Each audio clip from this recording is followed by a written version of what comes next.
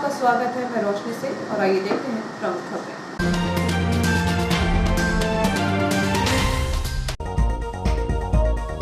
सिंचाई विभाग नहीं वसूल पा रहा किसानों से 54 लाख बकाया सिंचाई शुल्क। सिंचाई का शुल्क जमा करने किसानों में नहीं दिलचस्पी। अमीन के पद पर रिक्त होने से राजस्व वसूली बनी चुनौती। हत्या के आरोपियों को मिली हत्या के प्रयास की सजा। बिजली अधिकारियों ने फिर काटा रानीपुर पंचायत के पंप का कनेक्शन। पेयजल के लिए 2 किलोमीटर दूर से पानी लाने को मजबूर ग्रामीण। एआईसीसी सचिव सीपी मित्तल के नेतृत्व में निकलेगी विशाल जनसंपर्क रैली। लाइन बॉक्स के विरोध में संघ ने दिया धरना। शासकीय भूमि को अतिक्रमण मुक्त कराने कोर्ट ने जारी किया आदेश। और महाशिवरात्रि पर होगा भगवान झूलेलाल मंदिर में 56 भोग का आयोजन।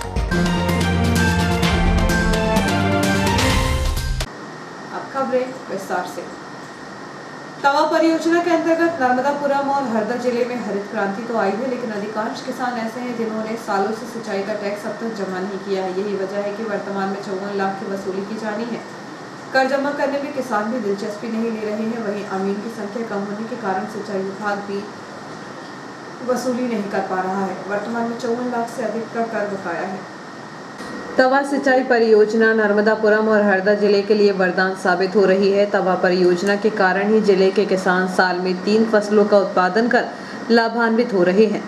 खरीफ के सीजन में धान तो रबी के सीजन में गेहूं का बम्पर उत्पादन होता है। इसके अलावा गर्मी में तीसरी फसल के रूप में किसान मूंग से भी लाभान्वित हो रहे हैं। सिंचाई की इतनी सुविधा होने के बाद भी सिंचाई विभाग द्वारा सालाना लेने वाला मामूली शुल्क जमा करने में किसान दिलचस्पी नहीं ले रहे हैं। यही वजह है कि सिंचाई विभाग को राजस्व वसूलने में पसीना छूट रहा है। अधिकांश किसानों ने तो कई सालों से शुल्क जमा नहीं किया है। विभाग पर राजनीतिक दबाव होने के कारण वह किसानों पर कोई कार्रवाई नहीं कर पाते। सिंचाई विभाग के कर्मचारी जब किसानों के घर वसूली करने के लिए जाते हैं तो वह उन्हें शुल्क देने से इनकार कर देते हैं। वर्तमान में 54 लाख रुपए से भी अधिक राजस्व की वसूली की जानी है। बताया जा रहा है कि 1 करोड़ 23 लाख की वसूली किसानों से की जानी थी, लेकिन अब तक 69 लाख की राशि ही किसानों द्वारा जमा की जा चुकी है।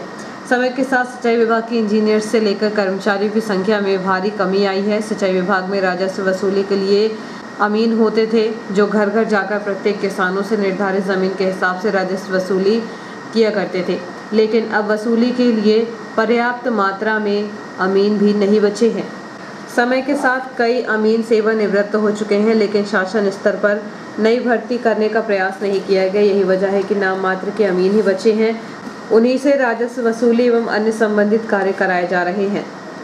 सिंचाई विभाग आज भी कई दशक पुरानी दर्ज पर सिंचाई का पानी दे रहे हैं। बताया जा रहा है कि किसानों को 125 रुपये प्रति सीजन पैसा देना होता है। इसके एवज में किसान अपनी फसलों की पर्याप्त सिंचाई कर लेते हैं, लेकिन नाम मात्र का शुल्क भी किसान जमा नहीं कर रहे हैं। इसलिए सिंचाई विभाग का खजाना भी खाली हो रहा है, क्योंकि किसानों से मिलने वाली नाम मात्र की राशि विभाग का राजस्व बढ़ाती है।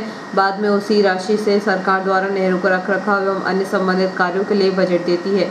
किसानों की बेरुखी के कारण किस विभाग को राजस्व का नुकसान हो रहा है। सरकार के लिए वोट बैंक कहे जाने वाले किसान तवा से सिंचाई के पानी का हक पाने के लिए हमेशा संघर्ष और आंदोलन को तैयार रहते हैं। 3 फसलों के लिए भरपूर टेल क्षेत्र तक का पानी मांगने के लिए हर साल प्रदेश स्तर पर राजनीति की जाती है, लेकिन जिस पानी की बदौलत किसानों की फसल लहराती है उसका मामूली खर्च चुकाने के लिए किसान आगे नहीं आते। अधिकारियों का कहना है कि किसान चाहे तो दफ्तर में आकर भी कर चुका सकते हैं, लेकिन जब हमारे कर्मचारी वसूली पर जाते हैं तो उन्हें भगा दिया जाता है। एक अनुमान के मुताबिक किसानों पर 20 से 25 साल का पुराना बकाया चल रहा है। बिजली कंपनी या बैंकों की तरह सिंचाई विभाग कुर्की जैसी सख्ती नहीं करता। इसी वजह से किसान भुगतान करने को तैयार नहीं होते। इस संबंध में जब कार्यपालन यंत्री आईडी कुमरे से बातचीत की गई तो उन्होंने कहा कि सिंचाई का कर वसूलने के लिए विभाग द्वारा हर संभव प्रयास किए जाते हैं, लेकिन अधिकांश किसान ऐसे हैं जो राशि जमा नहीं करते हैं। ऐसे भी किसान हैं जो राजनीतिक दबाव भी बनाते हैं, उनके ऊपर सख्ती भी नहीं की जा सकती। वर्तमान में 54 लाख से अधिक की राशि किसानों से वसूल की जानी है। द्वितीय अपर सत्र न्यायाधीश द्वारा लगभग 7 वर्ष पुराने 307 आईपीसी के मामले में आरोपी मोहित काचले एवं रोहित काचले दोनों सगे भाइयों को 10-10 वर्ष की सजा और 1-1 हजार रुपए के जुर्माने से दंडित करने का आदेश पारित किया गया है। मामले में एक अन्य आरोपी लोकेश को बरी कर दिया गया है। इस प्रकरण में एजीपी भूरत सिंह भदौरिया एवं राजीव शुक्ला ने पैरवी की थी। 3 मई 2015 को पीड़ित शिवा लोहारे को आरोपी रोहित, मोहित और लोकेश ने मिलकर उसकी हत्या करने के आशय से पेट और सीने में चाकू से हमला किया था, जिसके बाद पुलिस थाना इटारसी में तीनों ही आरोपियों के खिलाफ 307, 201 आईपीसी और रोहित के खिलाफ 25-27 आर्म्स एक्ट के तहत अपराध दर्ज किया था। प्रकरण में एकमात्र गवाह पीड़ित शिवा का भाई अर्जुन था। उसी की शिकायत पर मामला पंजीबद्ध कर मामला न्यायालय पहुंचा था। अर्जुन द्वारा न्यायालय में आरोपियों के खिलाफ गवाही दी गई थी। अभियोजन द्वारा पूरे प्रकरण में 10 गवाह और 12 दस्तावेज पेश किए गए, जिस पर माननीय न्यायालय द्वारा आरोपी रोहित और मोहित को 10-10 वर्ष के कारावास की सजा के साथ जुर्माना भी लगाया गया। आरोपी मोहित अन्य मर्डर केस में जेल से उपस्थित हुआ। अन्य आरोपी रोहित को जेल भेजते हुए एक आरोपी लोकेश को बरी कर दिया गया। प्रकरण में घायल शिवा की लगभग 2 माह बाद मृत्यु हो गई थी। प्रकरण में मृतक के न्यायालय में बयान भी नहीं हो सके थे। महाशिवरात्रि पर्व पर आगामी 1 मार्च को प्रतिवर्षानुसार इस वर्ष भी जवाहर बाजार स्थित भगवान श्री झूलेलाल मंदिर पर 56 भोग का आयोजन किया जाएगा। इस संबंध में पूज्य पंचायत सिंधी समाज के प्रवक्ता मनीष वासानी ने बताया कि संभवतः प्रदेश का यह एकमात्र ऐसा मंदिर है जहां देवों के देव महादेव को शिवरात्रि के दिन 56 भोग का भोग लगाया जाता है। इस दौरान महाआरती का भी आयोजन किया गया है। महाआरती में क्षेत्रीय विधायक डॉक्टर शीतल शर्मा भी शिरकत कर भगवान भोलेनाथ एवं झूलेलाल की आरती करेंगे। इस संबंध में गुरुवार को पूज्य पंचायत सिंधी समाज, सिंधी व्यापार महासंघ, झूलर सेवा समिति एवं शिव समिति के पदाधिकारियों एवं सदस्यों की संयुक्त बैठक का आयोजन किया गया है, जिसमें कार्यक्रम को लेकर रूपरेखा तैयार की गई। बैठक के बाद सभी लोगों ने जवाहर बाजार स्थित भगवान श्री झूलेलाल मंदिर पहुंचकर मंदिर के जीर्णोद्धार की बात एक स्वर में कही। बैठक में रेडीमेड एवं कपड़ा व्यापारी संघ के प्रवक्ता पद पर अंकित वल्लेचानी को नियुक्त किया गया। इस अवसर पर पूज्य पंचायत सिंधी समाज के अध्यक्ष धर्मदास मेहानी, सचिव कैलाश नवलानी, उपाध्यक्ष अटल राय चैलानी, राहुल चैलानी, कन्हैयालाल चंदवानी, सह सचिव ओम सोनी, संगठन मंत्री गौरव फुलवानी, उत्सव समिति अध्यक्ष गोपाल सिद्धवानी, नरेश गंगलानी, अनिल मेहानी, मुरली चैलानी, महेश वल्लेचानी, राजू खुरानी, नंदलाल चैलानी, मप्पन लालवानी, नंदलाल देवानी, बाबू वसानी, मुकेश खुरानी, रवि मेघानी, लकी गुडियानी, रिक्की वल्लेचानी, बबलू मेघानी, धनराज वल्लेचानी, सोनू मेहानी, अंकित वल्लेचानी, लक्ष्मण खुरानी सहित अन्य सामाजिक बंधु उपस्थित थे। मध्य प्रदेश कांग्रेस कमेटी के निर्देश पर घर चलो घर घर चलो जन जागरण अभियान के तहत भाजपा सरकार की जन विरोधी नीतियों के विरुद्ध अखिल भारतीय कांग्रेस कमेटी के सचिव व मध्य प्रदेश सह प्रभारी सीपी मित्तल एवं होशंगाबाद प्रभारी सुनील जायसवाल व वरिष्ठ नेताओं व कांग्रेस जनों की उपस्थिति में विशाल जनसंपर्क रैली का आयोजन किया गया है।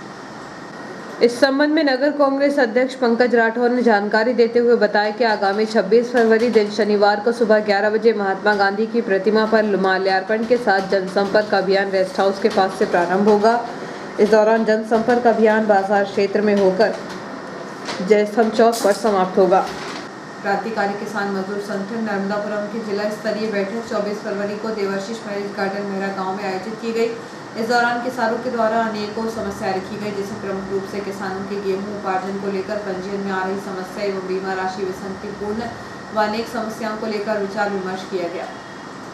जिलाध्यक्ष हरपाल सिंह सोलंकी ने बताया कि विभिन्न समस्याओं को लेकर संगठन ने निर्णय लिया है कि आगामी 7 मार्च को नर्मदापुरम पीपल चौक पर 1 दिवसीय धरना प्रदर्शन किया जाएगा, जिसमें संगठन द्वारा सांसद रावदेव प्रताप सिंह एवं जिले के सभी विधायकों को किसानों की समस्याओं के यथाशीघ्र निराकरण के लिए अवगत कराया जाएगा।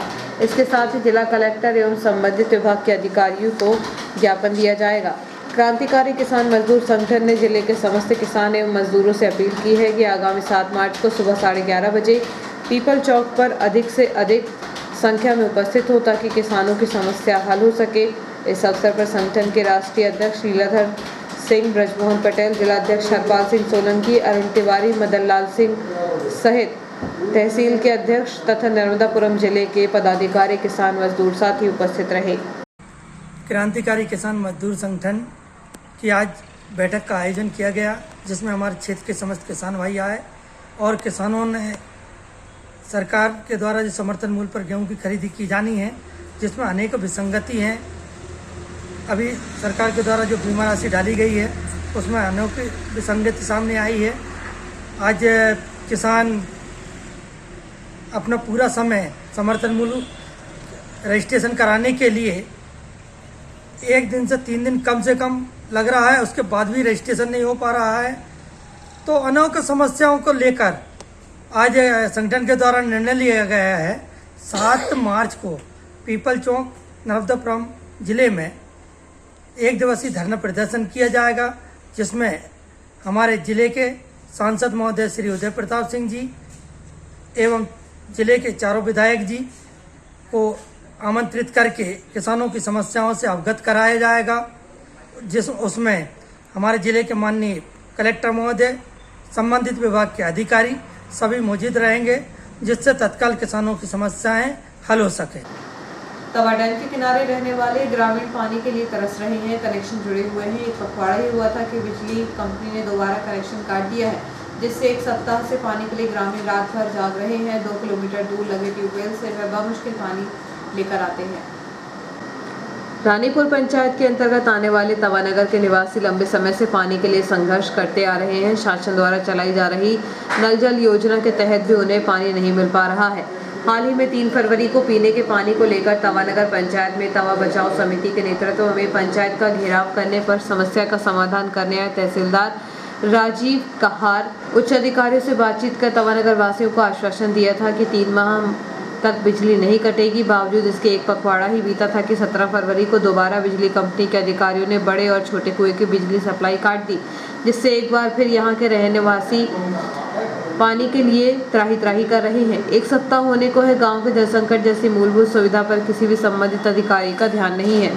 ऐसे में ग्रामीण ट्यूबवेल से पानी लाने को मजबूर हैं। ग्रामीण लोडिंग वाहन एवं मोटरसाइकिल साइकिलों पर कुप्पे रखकर पानी ला रहे हैं। खास बात यह है कि तकरीबन 500 परिवार के लोग रोजाना उसी ट्यूबवेल से पानी लाते हैं, इसलिए पानी भरने के लिए लाइन में लगने से कई बार रात के 10 बज जाते हैं। सुबह उठते ही पानी का तनाव शुरू हो जाता है।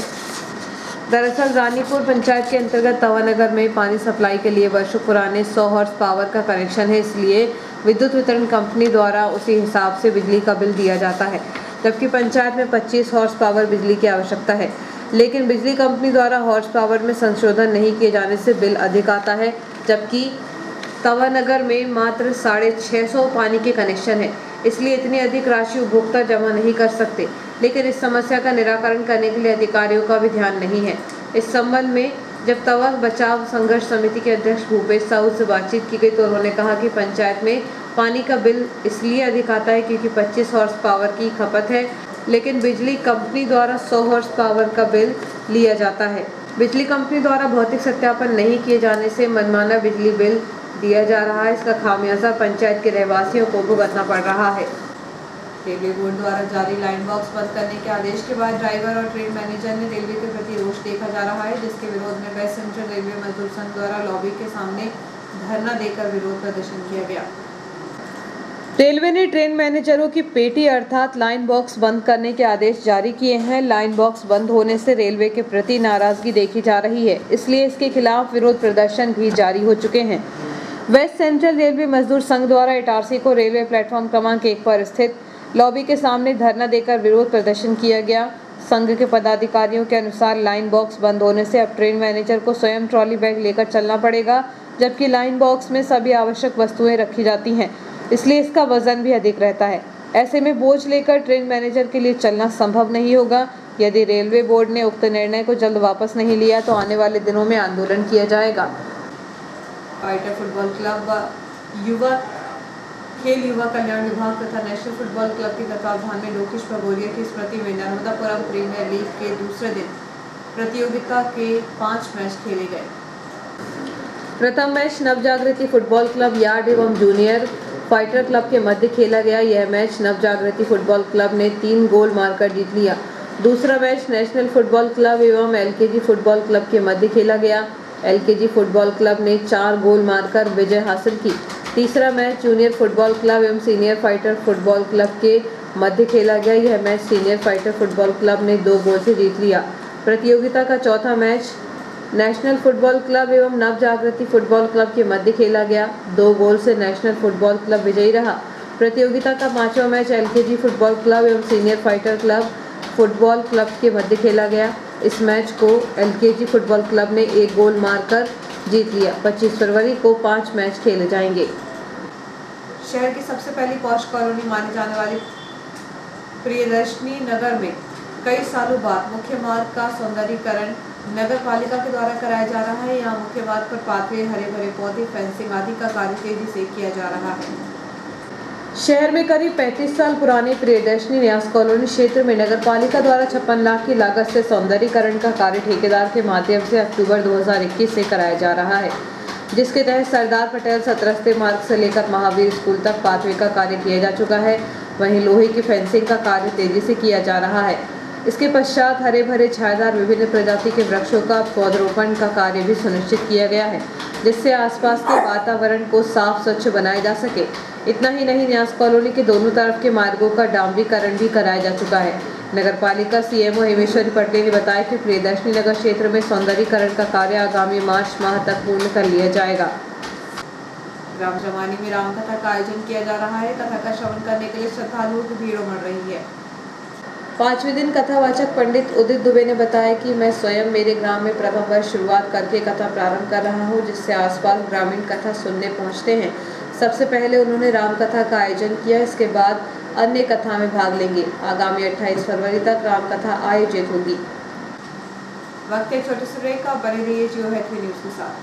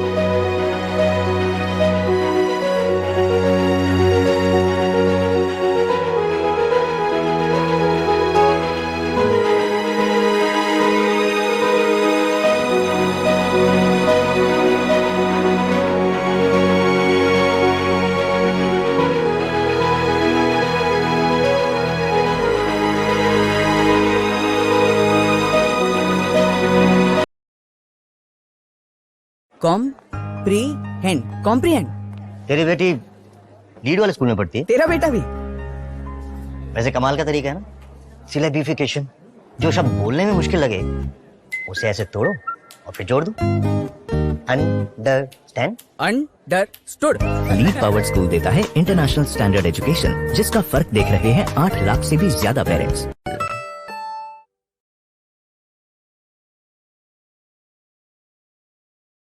ये वेंकी कहाँ है आजकल? बाप से मिलने का टाइम ही नहीं है। आलू से इलेक्ट्रिसिटी बनाने में। मुझे 5th क्लास में इलेक्ट्रिसिटी की स्पेलिंग भी नहीं आती थी। मेरे टाइम पे ये लीड वाला स्कूल होता ना, तो मैं। हाँ, तुम तो इलेक्ट्रिसिटी से आलू बना देते। लीड पावर्ड स्कूल देता है इंटरनेशनल स्टैंडर्ड एजुकेशन, जिसका फर्क देख रहे हैं 8 लाख से भी ज्यादा पेरेंट्स।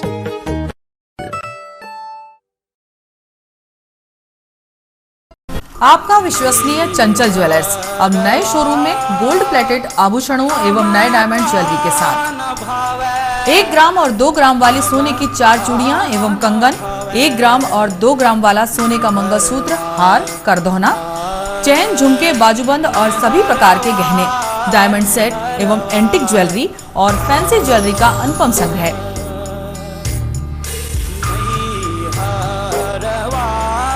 दुल्हन सेट किराए पर उपलब्ध है। 1 ग्राम और 2 ग्राम की हर खरीदी पर निश्चित उपहार पाएं। 1 ग्राम ज्वेलरी मात्र 2000 रुपए में, 2 ग्राम ज्वेलरी मात्र 4000 रुपए में, 3 ग्राम ज्वेलरी मात्र 6000 रुपए में, 4 ग्राम ज्वेलरी 8000 रुपए में, 5 ग्राम ज्वेलरी मात्र 10000 रुपए में। हमारा नवीन पता है चंचल jewellers, Guru Nanak complex, Bharat talkies road, Itarsi. Mobile 09893054377। अब साधारण पानी और आम वाटर फिल्टर से अपने स्वास्थ्य को खतरे में न डालें। फ्रेस्को इंट्रोड्यूस करते हैं लेटेस्ट टेक्नोलॉजी पर आधारित क्लीन, क्लियर और pure water solution RO, reverse osmosis water treatment system, साधारण और यूवी वाटर प्यूरिफायर केवल पानी को पार्टली ही क्लीन कर पाते हैं, जबकि आरओ रिवर्स ऑस्मोसिस एक जटिल बायोलॉजी प्रक्रिया है जो देती है clean and safe drinking water, जो हैवी सॉल्ट और हानिकारक मिनरल्स को दूर कर पानी का स्वाद बढ़ाते हैं। हाई ब्लड प्रेशर, किडनी में स्टोन, डाइजेशन और गैस्ट्रिक प्रॉब्लम को दूर रखती है। बोरवेल के पानी और साधारण जल प्रदाय के पानी को प्रोसेस कर प्योर क्वालिटी ड्रिंकिंग वाटर बनाती है। इनमें किसी तरह का कोई केमिकल उपयोग नहीं होता। तो अब जल ही जीवन नहीं बल्कि प्योर क्लीन वाटर है तो जीवन है। अधिक जानकारी के लिए संपर्क करें Rajat Mishra, centre point sales, authorised service centre, 9 convent school road, near HP gas agency, Itarsi, 07572404747। ज्यादा बचपन से ही हमें ज्यादा कैसे मिले इसे जांचने और परखने की समझ होती है, और इसी जांच और परख से हमें मिलता है फायदा। ज्यादा स्टोरेज का फायदा, ज्यादा कन्वीनियंस का फायदा, ज्यादा कंफर्ट का फायदा, ज्यादा स्पेस का फायदा, ज्यादा माइलेज का फायदा। अब तक 10 लाख से भी ज्यादा परिवारों ने ये सारे फायदे पाए हैं। तो आइए आप भी जांचिए, परखिए और फायदा पाइए। TVS जुपिटर, ज्यादा का फायदा। तो आज ही विजिट करें ताज TVS शोरूम, नागपुर रोड, पुरानी इटारसी। फोन नंबर 266282 और मोबाइल नंबर 80691399213 और दूसरा मोबाइल नंबर 9425039583।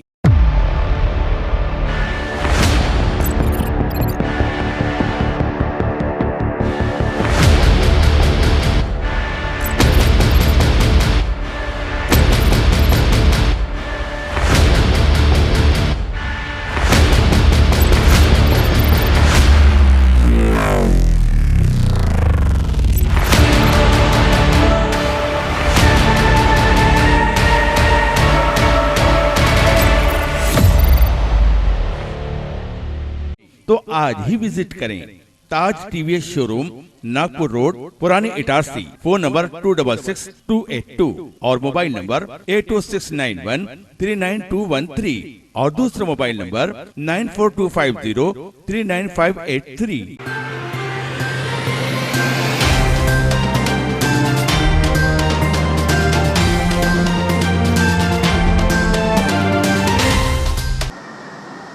के बाद समाचारों में एक बार फिर आपका स्वागत है। यातायात पुलिस की कार्रवाई लगातार जारी है। ओवरब्रिज पर चेकिंग के दौरान जब एक स्कूल के बस के चालक ने ट्रैफिक पुलिस को देखा तो वह काफी देर तक बस को दूर खड़ा रखकर यातायात पुलिस के जाने का इंतजार करता रहा। इसी दौरान मध्य प्रदेश के एक बड़े कॉलेज के विद्यार्थियों को ले जाने वाली बस के पास कागजात नहीं होने से बस चालक ने ब्रिज के नीचे बस खड़ी कर यातायात पुलिस जाने का इंतजार करता रहा। अगर ऐसे ही बसें बिना कागजात के सड़कों पर दौड़ती रही तो कभी भी कोई भी दुर्घटना हुई तो बसों में सवार छात्रों को नुकसान उठाना पड़ सकता है। यातायात पुलिस को इस ओर गंभीरता से ध्यान देना चाहिए और ऐसी बसों के खिलाफ कड़ी कार्रवाई करनी चाहिए। बाराबंगला इंस्टीट्यूट रेलवे मैदान में आयोजित अंतर विभागीय क्रिकेट टूर्नामेंट जारी है। इसके तहत गुरुवार को भी 3 मैच खेले गए। बाराबंगला इंस्टीट्यूट रेलवे मैदान में आयोजित अंतर विभागीय क्रिकेट टूर्नामेंट में गुरुवार को पहला मैच CNW एवं TRD के मध्य खेला गया, जिसमें RK श्रीवास्तव ने टॉस कराया, जिसमें टॉस जीतकर TRD ने फील्डिंग का निर्णय लिया एवं बैटिंग करते हुए CNWA ने 14 ओवर में 6 विकेट खोकर 160 रन बनाए। जवाब में उतरी TRD की टीम केवल 68 रन ही बना सकी एवं ऑल आउट हो गई। इसी प्रकार CNWA की टीम 92 रन के विशाल अंतर से जीत गई। दीपक चौहान ने केवल 6 रन देकर 4 विकेट लिए। उन्हें देवेंद्र कुमार RPF प्रभारी ने मैन ऑफ द मैच की ट्रॉफी प्रदान की। दूसरा मैच RPF और डीजल शेड के मध्य खेला गया, जिसमें विक्रांत सिंह जूनियर इंजीनियर ने टॉस कराया। टॉस जीतकर डीजल शेड ने फील्डिंग का निर्णय लिया। RPF ने बैटिंग करते हुए 126 रन बनाए। जवाब में डीजल शेड ने 3 विकेट खोते हुए 127 रन बनाकर 7 विकेट से मैच जीत लिया। Man of the match Danish Qureshi रहे, जिन्हें वरिष्ठ अधिवक्ता अरविंद गोयल एवं अधिवक्ता संघ अध्यक्ष संतोष गुरियानी ने ट्रॉफी प्रदान कर पुरस्कृत किया। तीसरा मैच इंजीनियरिंग इटारसी एवं ट्रेन लाइट के मध्य खेला गया, जिसमें वरिष्ठ अर्जुन सिंह ठाकुर ने टॉस कराया। टॉस जीतकर ट्रेन लाइट ने बैटिंग की एवं 14 ओवर में मात्र 67 रन बनाए। जवाब में इंजीनियरिंग इटारसी ने 6 विकेट खोकर लक्ष्य हासिल कर मैच जीत लिया। Man of the match Sachin रहे, जिन्होंने 2 ओवर में 3 रन देकर 4 विकेट लिए, जिन्हें SS मीना ने ट्रॉफी देकर पुरस्कृत किया। मुख्य अतिथि वरिष्ठ अधिवक्ता अरविंद गोयल, अधिवक्ता संघ अध्यक्ष संतोष गुरियानी, वरिष्ठ अर्जुन सिंह ठाकुर, पूर्व पार्षद अवध पांडे रहे जो कि पूरे समय मैदान पर रहे। इस अवसर पर रेलवे टूर्नामेंट के सचिव अशोक दुबे द्वारा अतिथियों का पुष्पगुच्छ से स्वागत किया गया। संखेड़ा ग्राम स्थित एक शासकीय भूमि को स्वयं की जमीन बताकर एयरटेल कंपनी को टावर लगाने की अनुमति देकर किराया वसूली करने वाले अतिक्रमणकारी के खिलाफ न्यायालय ने फैसला सुनाया है। अब जल्दी शासकीय भूमि को अतिक्रमण मुक्त किया जाएगा। संखेड़ा ग्राम निवासी ठाकुर दास चौधरी ने अपनी भूमि से सटी शासकीय भूमि पर एयरटेल कंपनी को टावर लगाने की अनुमति दी थी। कंपनी द्वारा जमीन पर टावर भी लगा दिया गया। तब ग्रामीणों द्वारा इसकी शिकायत प्रशासन से की गई थी। शिकायत मिलने पर जब संबंधित तहसीलदार ने उसकी भूमि का सीमांकन कराया तो टावर वाली जगह शासकीय पाई गई, जिसे अतिक्रमण हटाने के लिए नोटिस भी दिया गया था, लेकिन उसने अतिक्रमण नहीं हटाया तो प्रशासन ने टावर के चारों ओर लगी बाउंड्री वॉल को तोड़ दिया। तब अतिक्रमणकारी ने न्यायालय में अपील की थी। इस मामले में व्यवहार न्यायाधीश वर्ग 2 निखिल सिंघई ने तहसीलदार की प्रस्तुत रिपोर्ट को सही मानते हुए अतिक्रमण हटाने के आदेश जारी किए। शासन की ओर से अतिरिक्त जिला लोक अभियोजक भूरे सिंह भदौरिया ने कहा कि ठाकुर दास चौधरी ने शासकीय भूमि पर अतिक्रमण का टावर लगाने के लिए एयरटेल कंपनी को दिया था। न्यायालय ने अतिक्रमण हटाने के आदेश जारी किए। जल्द ही प्रशासन द्वारा शासकीय भूमि से अतिक्रमण हटाया जाएगा। केरगिलाई क्षेत्र में 23 फरवरी को करीब 10 बजे हुए विवाद में 2 युवकों को विवाद होने पर मारपीट हो गई। घटना के बाद घायल ने सिटी थाना पहुंचकर शिकायत की है। प्राप्त जानकारी के अनुसार फरियादी अनमोल और ऐश्वर्य पिता महेंद्र सदेले उम्र करीब 18 वर्ष निवासी 13वीं लाइन के द्वारा रिपोर्ट लिखवाई गई है कि प्राइवेट 12वीं कक्षा की पढ़ाई कर रहा हूं तथा उत्सव सोनी को पूर्व से जानता हूं। 23 फरवरी को रात्रि करीब 10 बजे की बात है। मैं सरोवर पार्क में बैठकर अपने घर जाने के लिए जैन से ही रवाना हुआ।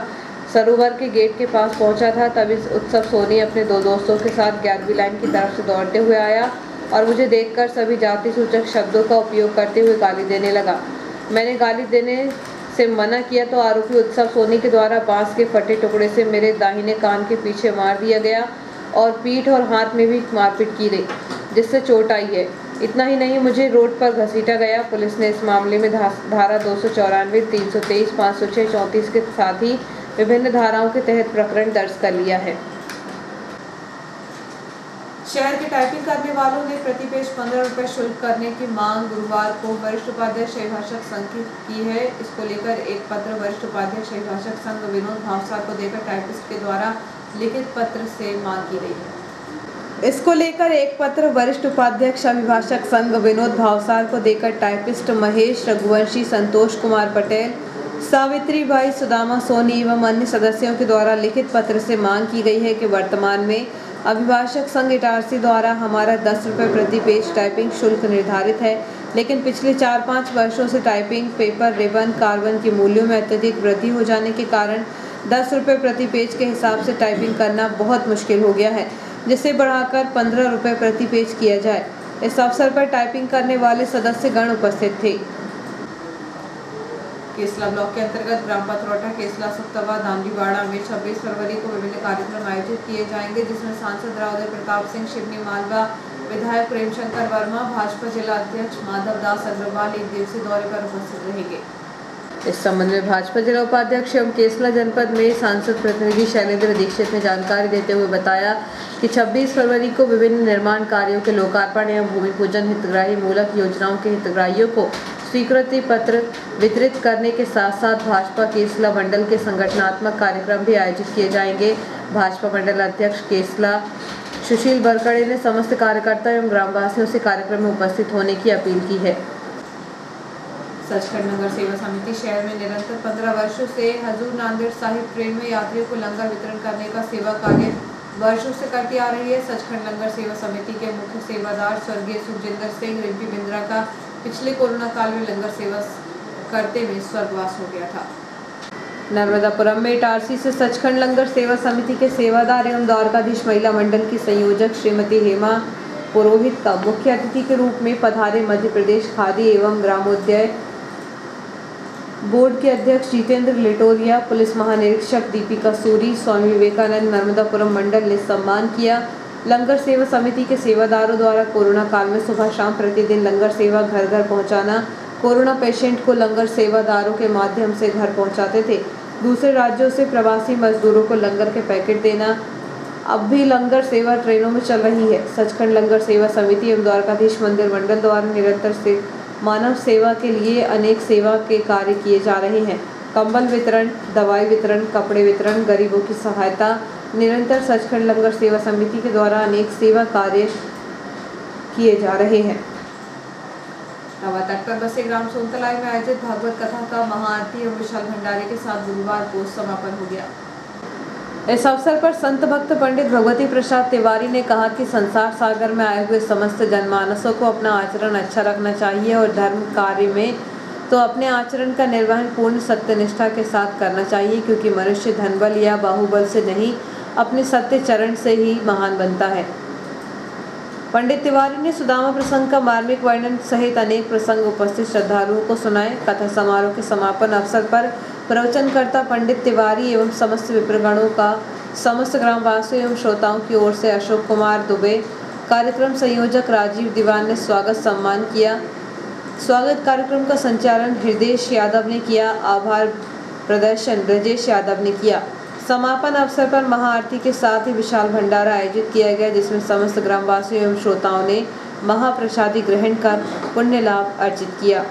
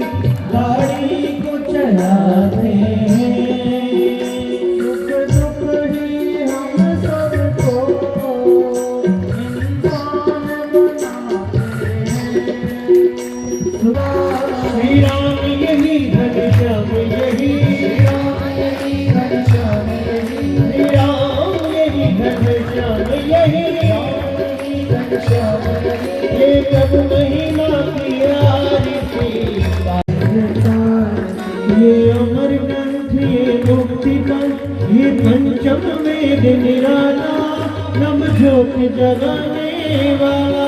ये अमर ग्रंथ, ये मुक्ति पंथ, ये पंचम वेद निराला। ये शांति गीत पावन पुनीत, पापों को मिटाने वाला, हरि दर्श कराने वाला। ये शांति गीत पावन पुनीत, पापों को मिटाने वाला। आध्यात्मिक पावन ग्राम सोनतलाई में संगीत में श्रीमद् भागवत कथा का आयोजन किया गया। इस आयोजन में अपनी ओजस्वी वाणी से श्रीमद् भागवत कथा के आत्मरस का रसपान कराया एवं योग निरोग रहे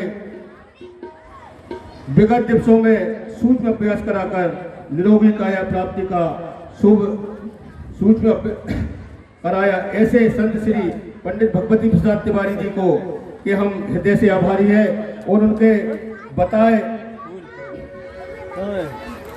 गए विचारों पर हम चले, ऐसा हम उन्हें आश्वस्त करते हैं एवं आगामी वर्षों में उनका आशीर्वाद हमें इसी प्रकार बना रहे, ऐसी कामना करते हैं।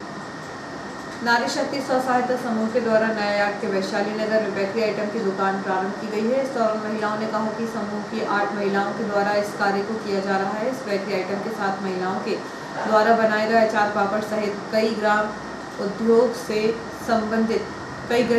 संबंधित सामग्री का विक्रय किया जाएगा। इस दौरान महिलाओं ने कहा कि समूह की 8 महिलाओं के द्वारा इस कार्य को किया जा रहा है। इस बेकरी आइटम के साथ महिलाओं के द्वारा बनाए गए अचार पापड़ सहित कई गृह उद्योग से संबंधित सामग्री का विक्रय किया जाएगा। नारी शक्ति स्व सहायता समूह के द्वारा नए यार्ड के वैशाली नगर में बेकरी आइटम की दुकान प्रारंभ की गई। मोनिका चौहान है और हम सभी दीदियाँ आज यहाँ एक छोटे से प्रोग्राम के लिए एकत्रित हुए हैं, क्योंकि हमने सूक्ष्म वित्तीय योजना के तहत जो भी राशि प्राप्त हुई थी उसके द्वारा हमने पापड़, बड़ी, अचार जैसी वस्तुओं का मतलब निर्माण के लिए सभी दीदियों ने इकट्ठा होकर एक बिजनेस चालू किया है। और ये बिजनेस मेहनत के जैसा आगे भी बढ़े, जो भी हो, और इससे महिलाओं को आर्थिक लाभ मिले। सर इससे जैसे कि आपको तो पता है फुल्की बन रही है, पापड़ बन रहे हैं और मार्केटिंग है। तो जैसे 5 महिलाएं हैं तो 2 दीदियाँ मार्केटिंग कर लेगी, एक दीदी पापड़ बनाने में मदद करेगी, एक दीदी पैकिंग का काम करेगी। मतलब सभी दीदियों ने अपना अपना काम थोड़ा थोड़ा बांट के रखा है। मतलब सभी दीदियाँ मतलब पापड़ बनाने में व्यस्त नहीं रहेगी। फिर जैसे मार्केट में पहले तो हमें अपना प्रोडक्ट बताना पड़ेगा कि भैया स्व सहायता समूह के द्वारा हमने ये बनाया है, आप यूज़ करके देखिए, आप थोड़ा सा उसको टेस्ट करके देखिए जो भी मतलब है। और ग्राम संगठन में जैसे हमारी बहुत सी दीदियाँ भी आती है, उन्हें भी बोलेंगे कि जैसे हमने जो लघु उद्योग चालू किया है तो आप भी थोड़ा सा सहयोग करें, हमारे पापड़ ले। तो इसी प्रकार से सर धीरे धीरे जैसे पता चलता जाएगा सभी दीदियों को, तो सभी को जानकारी मिलती जाएगी। उसके द्वारा हमारा बिजनेस धीरे धीरे मतलब आने वाले समय में तेज रफ्तार पकड़ ही लेगा। नाला मोहल्ला क्षेत्र में रहने वाले 2 चाउमीन दुकानदारों में मामूली कहासुनी के बाद विवाद की स्थिति इतनी बढ़ गई कि 2 लोगों को आरोपियों ने चाकू मार कर घायल कर दिया। प्राप्त जानकारी के अनुसार फरियादी सुजीत पिता बसंत ठाकुर उम्र 28 वर्ष निवासी भगत सिंह नगर नाला मोहल्ला ने रिपोर्ट दर्ज कराई है कि चौपाटी पर चाउमीन की दुकान लगाता हूँ। 24 फरवरी को देर रात करीब 12:15 बजे में अब मेरे मामा का लड़का संजय राठौर एवं चाचा का लड़का आकाश राठौर घर में थे। तभी मेरे घर के सामने आरोपी लालू, चिंपू और शिंपू के साले का लड़का पप्पू आए, मुझे बाहर बुलाया। जब मैं घर के बाहर आया तो चाउमीन की बात को लेकर आरोपियों द्वारा मुझे गाली दी गई। मैंने मना किया तो शिंपू ने जेब से चाकू निकालकर मेरे सीने एवं दाहिने हाथ के पंजे पर मारा, जिससे खून निकलने लगा और मैं घायल हो गया। तभी चाचा का लड़का आकाश आया तो लालू ने उसे भी चाकू मार दिया, जिससे उसके पेट की पसली में चोट आ गई। इसी दौरान बीच बचाव करने आए संजय को भी पप्पू ने चाकू से मार दिया, जिससे उसके दाहिने भुजा एवं दाहिने हाथ के पंजे की उंगली से खून निकलने लगा। घटना के बाद जाते समय आरोपियों ने मुझे और मेरे परिवारजनों को जान से मारने की धमकी दी। पुलिस ने इस मामले में धारा 294, 323, 324, 506, 34 के तहत प्रकरण दर्ज कर लिया है और आरोपियों की तलाश प्रारंभ कर दी है। और आइए देखते हैं प्रमुख खबरें एक बार फिर।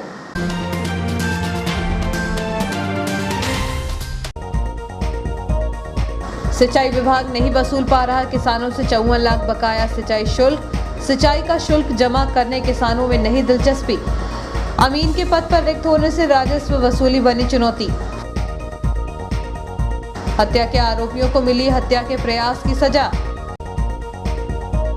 बिजली अधिकारियों ने फिर काटा रानीपुर पंचायत के पंप का कनेक्शन। पेयजल के लिए 2 किलोमीटर दूर से पानी लाने को मजबूर ग्रामीण। एआईसीसी सचिव सीपी मित्तल के नेतृत्व में निकलेगी विशाल जनसंपर्क रैली। लाइन बॉक्स के विरोध में संघ ने दिया धरना। शासकीय भूमि को अतिक्रमण मुक्त कराने कोर्ट ने जारी किया आदेश। और महाशिवरात्रि पर होगा भगवान झूलेलाल मंदिर में 56 भोग का आयोजन। इस बुलेटिन में इतना ही। आगे दीजिए। नमस्कार।